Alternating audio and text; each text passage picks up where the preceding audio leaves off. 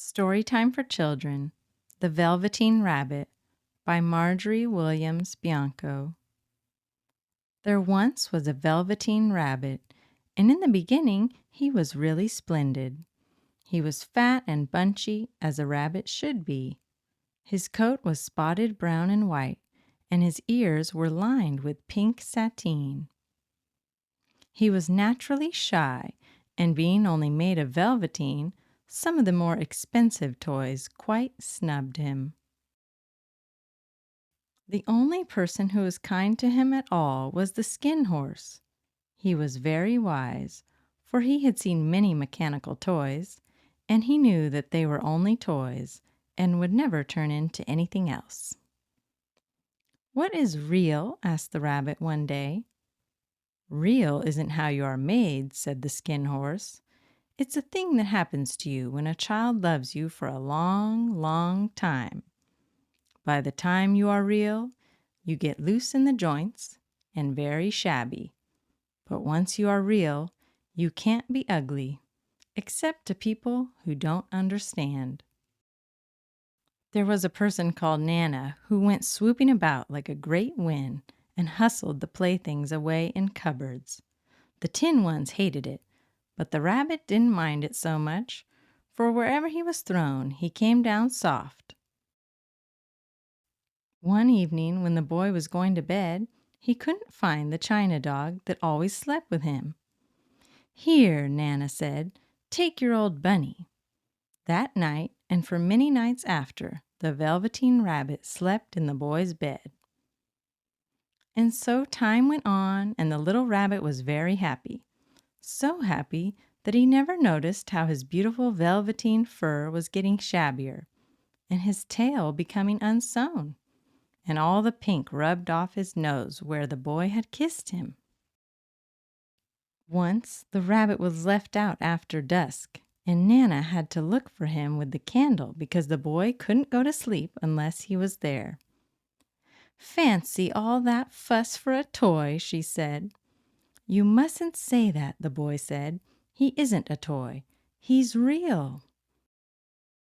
When the little rabbit heard that, he was happy, for he knew that what the Skin Horse had said was true at last.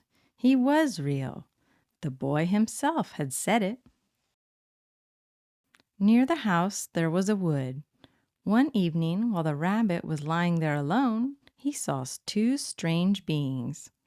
They were rabbits like himself, but quite furry and brand new. They stared at him, and the little rabbit stared back. And all the time their noses twitched. "He hasn't got any hind legs. He doesn't smell right," the wild rabbit exclaimed, jumping backwards. "He isn't a rabbit at all. He isn't real." "I am real," said the little rabbit. "The boy said so. Come back and play with me. I know I am real." But there was no answer. Weeks passed and the little rabbit grew very old and shabby, but the boy loved him just as much. He loved him so hard that the pink lining to his ears turned gray, and his brown spots faded. One day, the boy was ill. His little body was so hot that it burned the rabbit when he held him close. The Velveteen Rabbit lay there, hidden from sight under the bedclothes, and he never stirred, for he was afraid that if they found him, someone might take him away, and he knew that the boy needed him. Presently, the boy got better. The room was to be disinfected, and all the books and toys that the boy had played with in bed must be burnt. "How about this old bunny?" Nana asked. "That?" said the doctor. "Why, it's a mass of scarlet fever germs. Burn it at once." And so the little rabbit was put into a sack and carried out to the garden. The little rabbit felt very lonely. A tear, a real tear, trickled down his little shabby velvet nose and fell to the ground. Where the tear had fallen, a flower grew out of the ground. The blossom opened, and out of it stepped a fairy. "I'm the nursery magic fairy," she said. "I take care of all the playthings that the children have loved. When they are old and worn out, I turn them into real." "Wasn't I real before?" asked the little rabbit.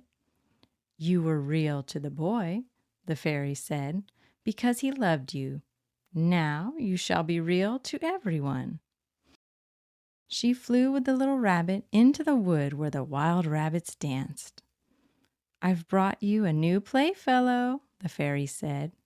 "You must be very kind to him and teach him all he needs to know in Rabbit Land." And she kissed the little rabbit again and put him down on the grass. The little rabbit sat quite still for a moment, for he didn't want them to see that he was made all in one piece. He did not know that the fairy had changed him.